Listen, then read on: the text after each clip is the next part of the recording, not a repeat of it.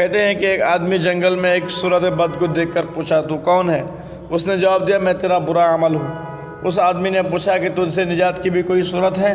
اس نے جواب دیا کہ ہاں، حضور صلی اللہ علیہ وسلم پر درود پڑھنا، جیسا کہ حضور صلی اللہ علیہ وسلم کا فرمان ہے کہ میرے اوپر درود پڑھنا پورے صراط کے لیے نور ہے۔ جو مجھ پر جمعہ کے دن 80 مرتبہ درود شریف بھیجتا ہے، اللہ تبارک و تعالیٰ اس کے 80 سال کے گناہ معاف کر دیتا ہے۔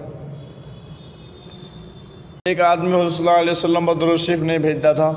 ایک رات اس نے حضور صلی اللہ علیہ وسلم کو خواب میں دیکھا، آپ نے اس کی طرف توجہ نہ فرمائی۔ اس آدمی نے عرض کیا کہ حضور مجھ سے ناراض ہیں، اس لیے توجہ نہیں فرمائی۔ آپ نے جواب دیا نہیں، میں تمہیں پہچانتا ہی نہیں ہوں۔ عرض کی گئی حضور مجھے آپ کیسے نہیں پہچانتے ہیں؟ حالانکہ علماء کہتے ہیں کہ آپ اپنی امتوں کو ان کے ماں سے بھی زیادہ پہچانتے ہیں۔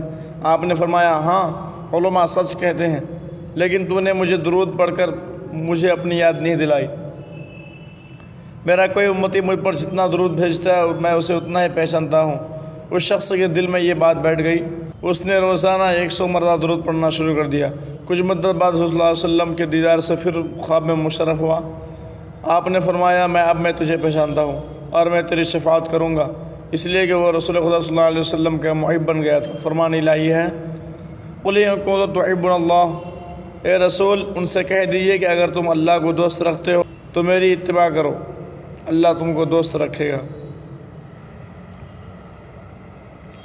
اس آیت کریمہ کا شان و نزول یہ ہے کہ جب حضور صلی اللہ علیہ وسلم کعب بن اشرف اور اس کے ساتھیوں کو دعوت اسلام دی تو کہنے لگے ہم تو اللہ کے بیٹوں کی طرح ہیں اور اس سے بہت محبت کرتے ہیں۔ تب اللہ تبارک و تعالیٰ نے اپنے نبی صلی اللہ علیہ وسلم سے کہا ان سے کہہ دیجیے کہ اگر تم اللہ سے محبت رکھتے ہو تو میری اتباع کرو، میں اللہ کا رسول ہوں، میں تمہارے طرف اس کا پیغام پہنچانے والا اور تمہارے لیے اللہ کی حجت بن کر آیا ہوں۔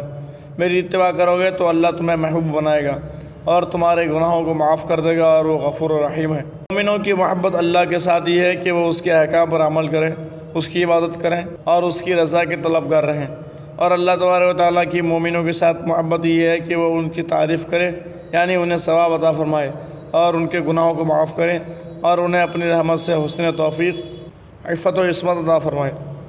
امام غزالی رحمۃ اللہ تعالیٰ علیہ احیاء العلوم میں فرماتے ہیں جو شخص 4 چیزوں کے بغیر 4 چیزوں کا دعویٰ کرتا ہے وہ جھوٹا ہے۔ جنت کا محبت کرتا ہے مگر نیکی نہیں کرتا۔ جو شخص نبی کریم صلی اللہ علیہ وسلم کی محبت کا دعویٰ کرتا ہے مگر علماء اور صلحاء کو دوست نہیں رکھتا۔ جو آگ سے ڈرنے کا دعویٰ کرتا ہے مگر گناہ نہیں چھوڑتا۔ جو شخص اللہ کی محبت کا دعویٰ کرتا ہے مگر تکالیف کی شکایت کرتا ہے، جیسا کہ حضرت رابعہ بصریہ فرماتی ہیں تو اللہ کی نافرمانی کرتا ہے، حالانکہ بظاہر تو محبت خداوندی کے دعوے دار ہے، مگر مجھے زندگی کی قسم یہ انوکھی بات ہے۔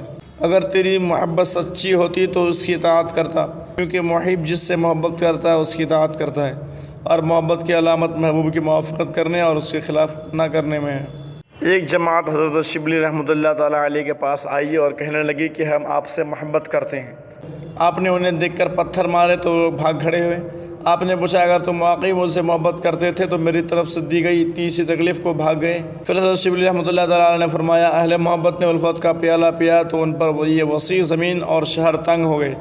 انہوں نے اللہ کو ایسے پہچانا جیسے پہچاننے کا حق ہے۔ وہ اس کی عظمت میں سرگرداں اور اس کی قدرت میں حیران ہیں۔